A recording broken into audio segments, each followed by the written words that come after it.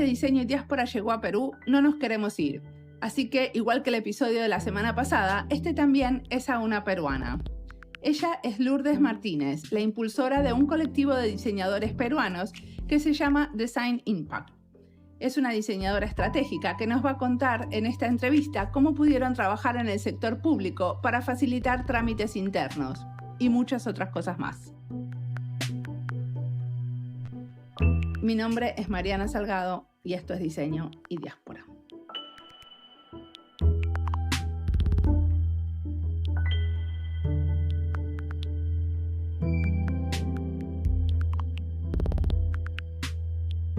Hola, ¿qué tal? Mi nombre es Lourdes Martínez, yo soy diseñadora estratégica y estoy en este mundo del Human Centered Design ya hace más de 5 años. Sí, ¿qué estudiaste? Yo he estudiado comunicación social en la Universidad de Lima, acá en Perú. De hecho, cuando yo empecé a estudiar, yo quería trabajar en ONGs, quería irme por el lado de comunicación social. Y dentro de las prácticas que empecé a hacer, terminé en esta entrevista que era de marketing digital y fue una entrevista que dije, no hay manera que me contraten porque fue como, dije, no me gusta el marketing, pero me gustaría probarlo y al final terminé trabajando por más de 5 años en temas de marketing digital, contenido y estrategia, ¿no? Entonces fue bastante anecdótico cómo mi vida y mi camino fue tomando otro rumbo. ¿Y cómo fue que llegaste al diseño? Bueno, después de trabajar 5 años y medio en una empresa de belleza y cuidado personal, es una corporación peruana que está en 14 países de Latinoamérica, se llama Belcorp, decidí empezar a ver el otro lado de las cosas, ¿no? Porque en marketing muchas veces asumimos muchas cosas. Se asumen, haces tu análisis de benchmark, tienes estudios que te pueden funcionar, pero no había este punto de vista un poco más humano, que de hecho sí tenía un poco la parte digital, pero no un 100%. Entonces es ahí cuando decido irme a hacer una maestría a Parsons School of Design en Nueva York y es ahí donde empiezo a adquirir todas estas herramientas y a aplicarlas en distintos proyectos mientras empiezo a hacer consultorías enfocadas en diseño en Estados Unidos también. ¿Y qué estudiaste en Nueva York? Estudié una maestría que se llama Strategic Design and Management. Entonces, lo que hace esta maestría, los perfiles son muy, muy variados, así como yo era una comunicadora con experiencia en digital, habían personas que eran biólogos, habían personas que habían trabajado en agricultura, habían personas que habían trabajado en administración o en business o en diseño, pero un diseño más gráfico. Entonces era muy, muy amplio y el enfoque era learn by doing. Eso quiere decir que todo lo que nosotros íbamos absorbiendo lo íbamos implementando a clientes reales dentro del programa. Perfecto. Y entonces, ¿ahora qué estás haciendo? ¿Volviste a Perú y qué pasó? Volví a Perú, bueno, me quedé en Estados Unidos 3 años estudiando y trabajando. De hecho, en Estados Unidos lo que yo hice, el objetivo que yo tenía era diversificar los rubros en los que había trabajado, implementando herramientas de diseño. Entonces empecé a trabajar haciendo consultorías en temas de turismo, editoriales, educación, inteligencia artificial, en startups. Entonces eso me dio bastante flexibilidad y bastante adaptabilidad a distintos contextos. Y aparte que allá también trabajaba con equipos que no necesariamente estaban de manera física, sino que estaban regados por todo entre Estados Unidos y Europa. Entonces, todo este desafío de trabajar con personas que no están al lado tuyo y que están en tiempos y en horarios distintos, también fue bastante nutritivo para mí. Luego de 3 años, yo decido volver a Perú y aterricé en el Estado peruano.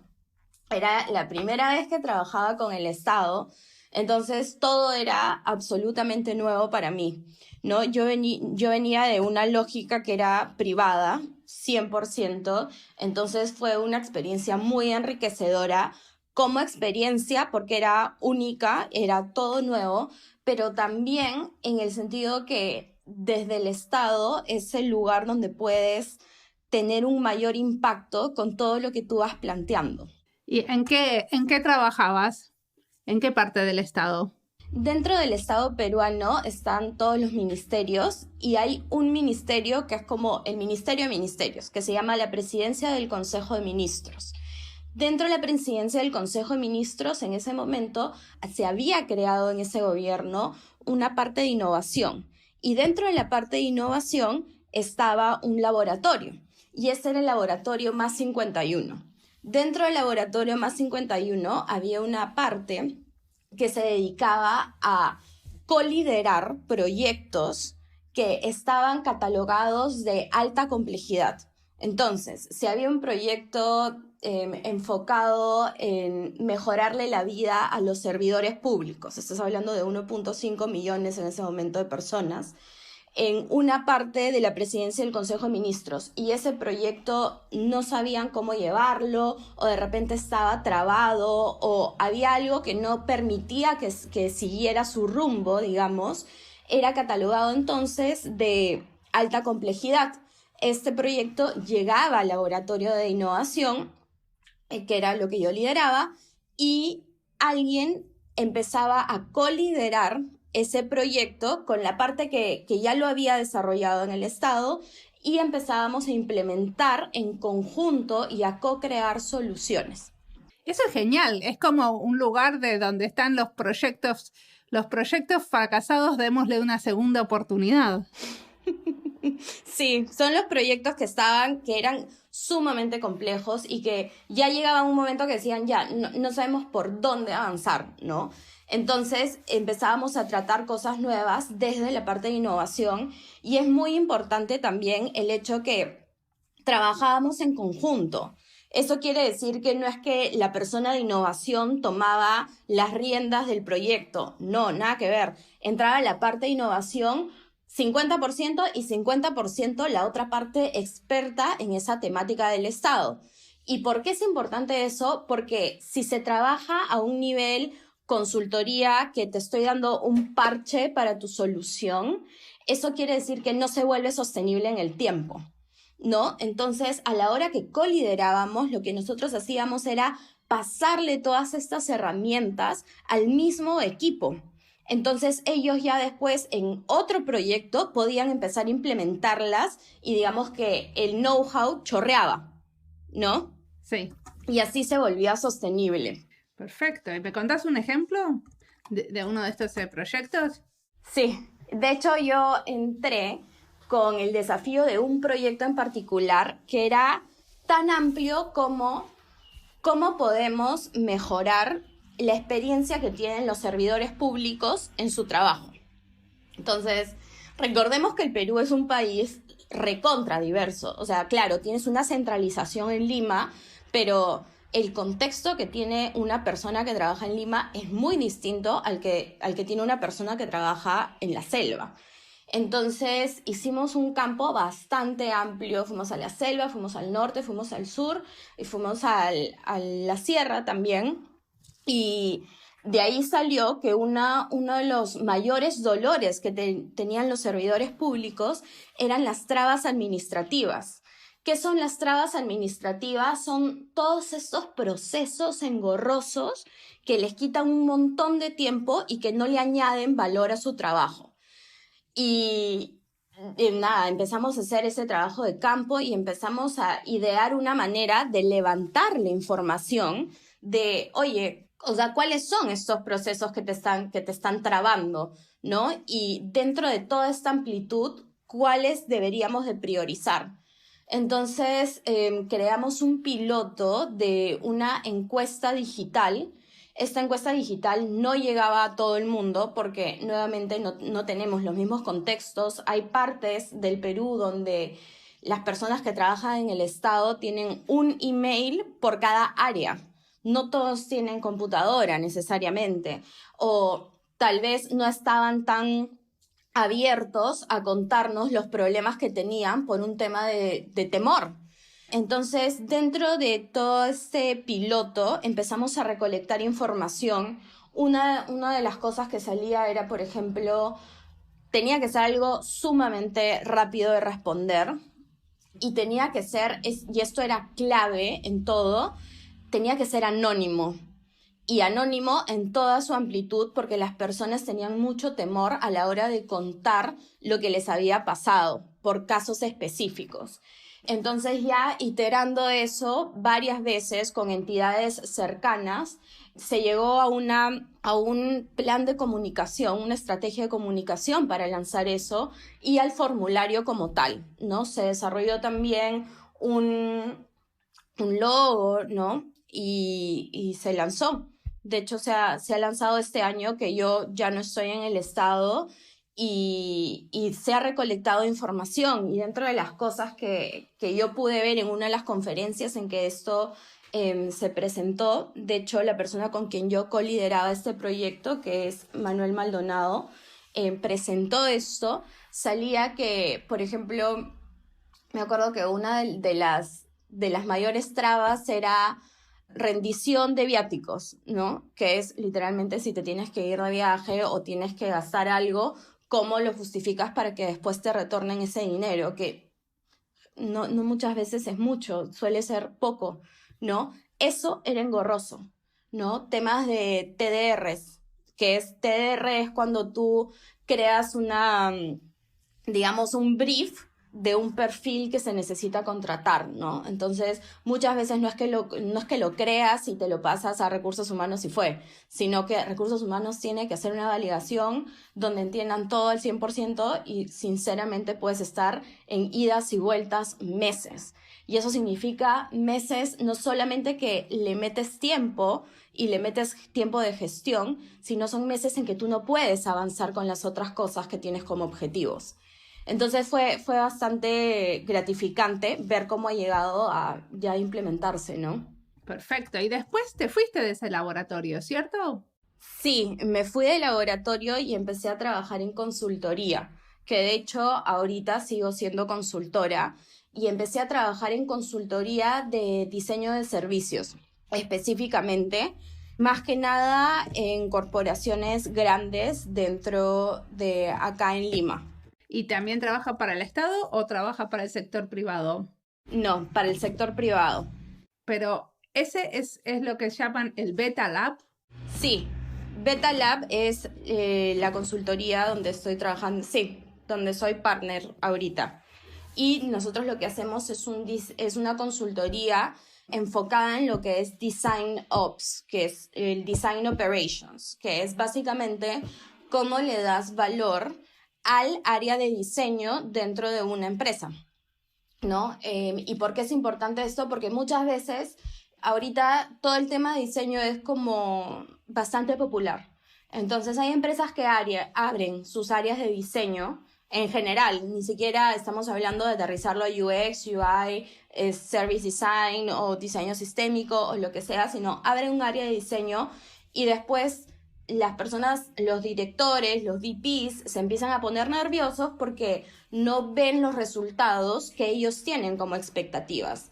Entonces, dentro del tipo de consultoría que hacemos es cómo alinear las capacidades internas dentro de una organización para que, uno, adquieran know-how, aumenten sus horas de vuelo, ¿no? Que es toda la experiencia que te da, y también siempre tengan como visión no crear talleres de co-creación que de repente se pierden, sino que creen MVPs o que creen productos o servicios que den un valor. ¿Y cómo se ve un valor dentro de una organización? Y eso es por impacto. Y el impacto, ¿cómo lo ves? Lo ves midiéndolo. Entonces, esa es la manera en que nosotros estamos viendo la consultoría desde Beta Lab. Ok. ¿Y qué tipo de cosas hacen? O sea, entran en una organización, porque a mí me parece buenísima esa idea de que alinean los recursos y sobre todo los recursos de diseño, de alguna manera los hacen como más consistentes, ¿cierto? ¿Cómo se hace ese trabajo? Bueno, tiene distintas aristas, digamos. Una parte es un seguimiento bastante cercano con los equipos internos para trasladarles capacidades también. Es decir, nosotros no hacemos una consultoría, y eso es algo que yo siempre dejo en claro, no es una consultoría en la cual yo voy y tú eres mi cliente, me dices cuál es tu problema, yo me voy, hago mi research, hago lo que tenga que hacer, pongamos una X en eso por cómo se haga, y después vuelvo y te hago una presentación y te dejo un PDF con lo que deberías de hacer. Eso no es el tipo de consultoría que hacemos. Hay otro tipo de consultoría que está bien pegado al staffing, que es algo que también pasa mucho acá en Perú, que es que las áreas de diseño dentro de las empresas no contratan directamente a los especialistas, sino los hacen por un tercero. Entonces, por ejemplo, te piden 3 UX seniors y tú los pones ahí y son parte de tu empresa al fin y al cabo, pero son la mayor parte del tiempo en la corporación. Eso tampoco es algo que nosotros hacemos. Nosotros nos dedicamos a co-crear con ellos, con un seguimiento muy, muy, muy de cerca, toda la parte de adquisición de know-how. Y eso es acompañándolos en los mismos proyectos, es acompañándolos en la cancha, dándoles input sobre cómo pueden plasmar los pasos a seguir y cómo pueden afrontar distintos momentos de los proyectos que se tienen. ¿Y qué son las cosas difíciles para ustedes? Ustedes entran en una empresa porque supongo que no entran y toda la empresa los está esperando con los brazos abiertos y dice, ¡ay, Lourdes! ¡Qué suerte que llegaste! Venía a cambiarme todos mis planes. No, de hecho es muy retador la manera en la que se tienen que manejar muchos temas a nivel político también, ¿no? Digamos, esa es, creo yo, la riqueza de trabajar con las personas que están dentro de la organización y de ir sumando a distintas áreas en todo lo que se va creando. Ok, pero no me contaste cuáles son los desafíos ahí adentro, porque, o sea, yo trabajo como diseñadora adentro de una organización. Incluso trabajando desde adentro, hay gente que está como muy permeable y con muchas ganas de hacer las cosas de nuevas maneras. Y hay gente en la que no entiende muy bien cómo se puede contribuir desde lo que uno hace como diseñador estratégico. Entonces me pregunto cuáles son como los momentos y los momentos de fricción para ustedes. La manera en que nosotros abordamos eso para disminuir, digamos, no solamente la fricción, sino también el riesgo que podemos tener a la hora de implementar cosas nuevas, que puede haber mucho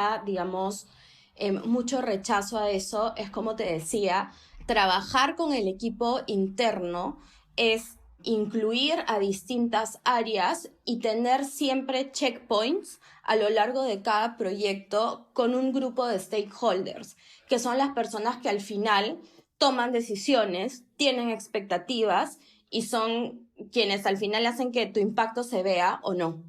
Entonces, eso es algo que manejamos, por eso te mencionaba también, a nivel político. O sea, el nivel de en qué momento presentamos, qué presentamos, cómo lo presentamos, también es muy importante. Y en temas hay mucha educación dentro de todo lo que hacemos, ¿no? No solamente en trasladar las capacidades, como lo había mencionado, sino que cada presentación tiene que ser, como yo le llamo, socializable. Eso quiere decir que muchas veces nosotros como diseñadores tenemos 1000 palabritas en inglés, tenemos muchos como palabras específicas que una persona que es ajena no tiene por qué entenderlas. Entonces, es muy importante también estar 100% seguro que todo lo que se está explicando se entiende. Y este es un ejemplo que del Estado, ¿no? A la hora que nosotros hacíamos un workshop, hacíamos un taller y empezamos a construir un journey map. Nosotros no le llamábamos journey map, porque eso hacía que sea más lejano y la posibilidad de rechazo subía y nosotros ya teníamos una pared, ¿no? Entonces le llamábamos rutas, la ruta del ciudadano, ¿no? Entonces con esas pequeñas cositas es importante y como mencioné también a nivel corporación es muy importante hablar de temas cuantitativos también. Ayer de hecho estaba haciendo un curso que estoy dictando de prototipado y testeo Y muchas veces un error que cometemos como diseñadores es que diseño es igual a todo es cualitativo. Y eso no es cierto. Tiene que ir con un acompañamiento cuantitativo porque muchas veces las personas ven eso como el termómetro de si me funciona, no me funciona. Entonces, siempre todo lo cualitativo va acompañado por temas cuantitativos también. Sí. ¿Estás enseñando dónde? Emprende UP, que es la Universidad del Pacífico, es una universidad de business acá en Perú y tiene una parte que ve innovación. Ahorita estoy enseñando un curso de prototipado y testeo con ellos. Son 16 emprendimientos, entonces cada clase es como de 50 personas. ¿Qué quiere decir que son 16 emprendimientos? Un emprendimiento es como un startup. Ok. O sea, tenés gente de 16 startups diferentes. Sí, 16 startups diferentes. Y cada startup está como por 3 personas. O sea, prototipea y testea cosas para su propia startup. Sí, correcto.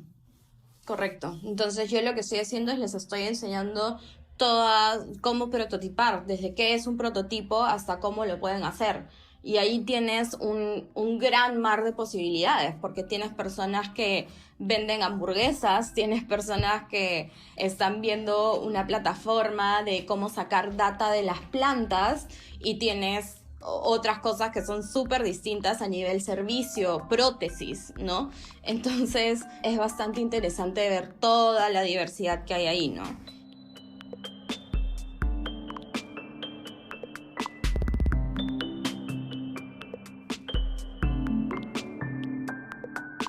Me parece genial cuando Lourdes habla de lo importante que es elegir bien el momento de presentar algo y a quién. Es un poco del lobby interno que hay que hacer dentro de las organizaciones para mover los proyectos. Esto para los que trabajamos dentro es crucial, porque presentar algo antes del momento indicado puede ser un error garrafal y percibir los momentos para accionar no es fácil. Mucho tiene que ver con el olfato o la intuición. Muchas veces creo que lo que estoy diseñando es la espera. Espero y espero, hasta que puedo decir algo que quizás para mí era muy claro hace mucho, pero no se puede decir así nomás. Creo que es parte de la madurez como diseñador esto de saber esperar para mover la ficha correcta en el momento indicado. Y muchas veces, si me acelero, pierdo la oportunidad de que una idea excelente tenga espacio. Es como que la quemo antes de tiempo. Sigamos escuchando a Lourdes.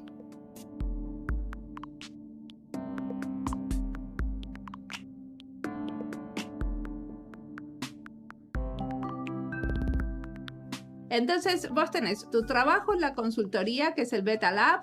Después, aparte de eso, enseñás en la Universidad del Pacífico. Y aparte de eso, estás en una red que se llama Design Impact, o Impacto, Diseño y Impacto, ¿no? ¿Me contás sobre esta red? ¿Qué es esta red? Sí, solo para cerrar la parte de educación, enseño también en otra universidad que se llama UTEC, UTC. Ahí soy parte de un pool de profesores que estamos dando un curso de Service Design and Lean Startup. Y también soy mentora en UTEC, que es UTEC Ventures, para startups, y en Emprende UP para startups también. Eso es toda la parte de educación, digamos. Y aparte, como yo te mencioné, yo cuando empecé mi carrera de comunicación social, quería trabajar en ONGs. Y es algo que nunca se me ha ido. O sea, todo el interés por temas sociales nunca se me fue. Y siempre he tratado de hacer voluntariados. En Estados Unidos fui parte de una red también que se llama Net Impact. La traje a Perú y ahora estoy enfocada ya en una organización que hemos empezado con una amiga que conocí en el estado, Nicole, y empezamos Design Impact Perú. De hecho, lo empezamos en diciembre de este año, que es una organización que junta diseñadores que les encantan los temas sociales, pero en su día a día trabajan en otros rubros, pero tienen esta latencia de poder, de alguna manera, causar un impacto positivo en la sociedad. Particularmente son mujeres, ¿Por qué son mujeres? Porque de una manera natural, las personas que se nos acercaban porque estaban interesadas en participar eran siempre mujeres. Entonces decidimos acotarlo así. Y por otro lado tenemos emprendimientos sociales, que son cualquier tipo de organización que tenga un objetivo que le haga bien a la sociedad. O sea que todas son voluntarias, no hay alguien que esté trabajando en ese grupo. ¿Y es una organización de qué tipo? ¿Son un colectivo, una cooperativa? ¿Cómo es? Yo diría que es un colectivo, ¿no? La manera en que estamos haciendo es, cogemos las voluntarias, tenemos emprendimientos sociales y hacemos un match entre ellos y, digamos, me estoy inventando, 4 voluntarias, por ejemplo, en el piloto que acabamos de hacer con una organización que se llama Mi Habla, Mi Tiempo, ellos lo que hacen es tratar temas de tartamudez. Entonces, la tartamudez es un mundo aparte, tiene muchos temas psicológicos, es algo que se puede tratar, pero que se puede tratar a largo plazo.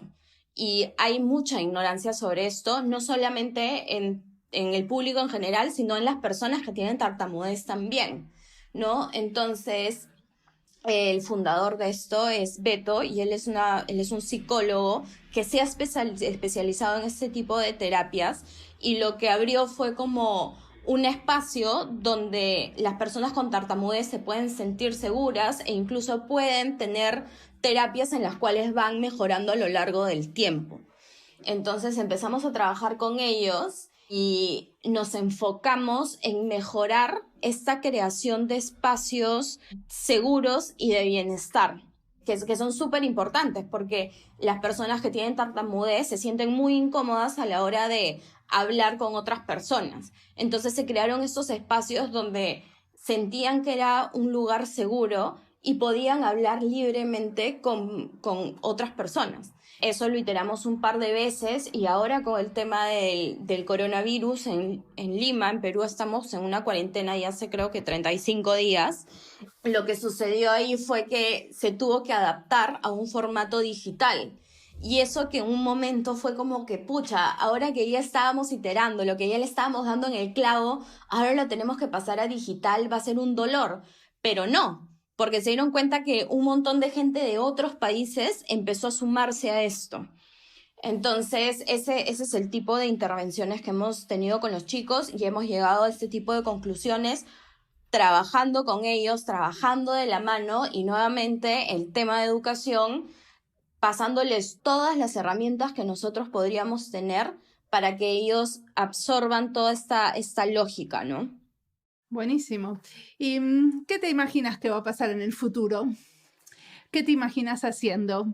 Porque tenés un pie en la educación, otro pie con el trabajo en colaboración con ONGs y otro pie en una consultoría. Primero, creo que la realidad como la conocíamos antes no va a volver a existir. Creo que la manera en que vamos a relativamente de manera paulatina regresar a algo más o menos conocido a lo que era, va a tomar bastante tiempo. Yo siempre he tenido en claro que, digamos, los pilares de las cosas que me gustan hacer es 1, educación, 2, temas sociales y 3, consultoría. A mí me encantaría que cada una de estas ramas que tengo siga creciendo y siga fortaleciéndose. Y de hecho, por ejemplo, en la parte social de Design Impact Perú, la idea es que deje de depender de nosotros y se vuelva sostenible de manera colectiva, ¿no? Entonces, eso es como de acá a 1 año, a 2 años, sería increíble que eso pase. A nivel consultoría, me encantaría seguir teniendo el impacto que puedo tener en distintas organizaciones y seguir teniendo proyectos que sean tan distintos y tan retadores, ¿no? Porque un día puede ser algo que es, oye, ¿cómo creo esta aplicación? Otro día puede ser el rediseño de un sistema entero y otro día puede ser algo tan exploratorio como, oye, ¿qué hago con esta nueva normalidad que ni siquiera conozco? Entonces, esa variedad a nivel de diseño en consultoría es algo que a mí me encanta. Y creo que el tema de educación siempre está presente. O sea, claro, también se enfoca en clases en particular, pero está presente de manera transversal en todo lo que hago, ¿no? Perfecto. ¿Y qué te inspira? ¿Qué estás leyendo? ¿Qué te gustaría recomendar a otro? Viendo, escuchando. A mí me inspiran distintas cosas. En experiencias me inspira siempre todo lo que me hace sentir incómoda. Y eso es algo que me enseñaron en Parsons, que como diseñador, dentro de todo el tema de adaptabilidad y de flexibilidad y de iteración, es algo que uno debe de llevar en su día a día. Al margen del trabajo, al margen de entregables, de proyectos, de todo eso, de cursos, es algo que uno debe es un músculo que uno debe trabajar. Entonces, me inspira meterme a situaciones en las cuales no sé qué va a pasar. Y una manera de hacer eso es meterme a clases de cosas que nunca he hecho en mi vida. El año pasado me metí a clases de salsa y de bachata, que yo era como un poste que no se podía mover, y ahora ya me muevo un poco. Este año en verano, justo ahorita estamos en verano en Lima, el verano estamos ya terminándolo, empezando el otoño. En verano, en enero, me metí a clases de surf, que yo le tenía pánico a entrar al mar, pánico. Y tuve un instructor que fue una persona que se merece el premio Nobel a la paciencia, y aprendí muchísimo, y no de técnica, sino de la vida, ¿no? Y me adapté, fue bastante interesante. Aparte de hacer surf en el Pacífico es un tema porque hay muchas olas. Hay muchas olas, pero acá justo yo vivo en Barranco, que es súper cerca de la playa, y hay unas playitas que han hecho como unos rompemuelles que no son tanto unos solones, ¿no? Pero igual, aunque eran chiquitas, a mí me daban pánico, me daban un montón de miedo. Y para leer, trato de leer cosas que sean bastante diversas, ¿no? Muchas veces en las clases o dentro de las mismas consultorías que uno da, te preguntan siempre podcasts y libros, ¿no? Y yo siempre recomiendo que cuando uno está empezando en temas de diseño, generalmente se quiere meter Design Thinking o Lean Startup, que son cosas bastante clásicas y me parece que está bien que se lean, pero hay muchas cosas alternativas que también son bastante fructíferas. Por ejemplo, siempre recomiendo este libro que se llama What Everybody is Saying, que es un libro hecho por un agente del FBI que veía todos estos casos de criminalística y estaba en los interrogatorios. Entonces, lo que hace él es contarte cómo tú puedes empezar a leer el lenguaje corporal de las personas. Y eso te ayuda un montón. Te ayuda un montón. Entonces, creo que explorar ese tipo de cosas es bastante interesante. Muy bien. Bueno, acá terminamos. Muchísimas gracias por la entrevista. Gracias a ti, Mariana.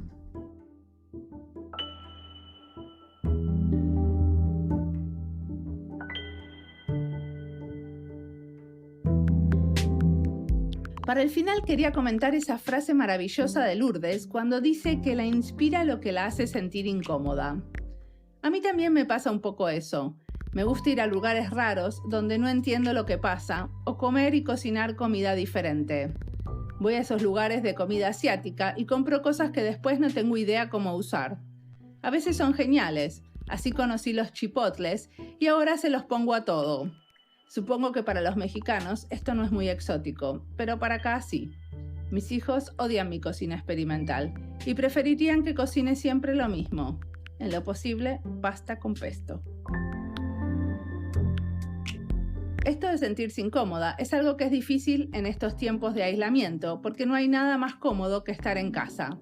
Pero a la vez es como un poco incómodo esto de estar tanto tiempo adentro. Es raro, es incómodo e intenso si uno tiene familia y supongo que muy solitario si vive solo. Para nosotros son muchas horas de todo juntos. Después del día de trabajo o escuela, cada uno en mi familia se va a caminar o correr solo, con música o audiolibros en las orejas, pero sin ganas de estar con los demás. O puede ser que el programa de la tarde sea ir a tirar la basura. Vivimos ahora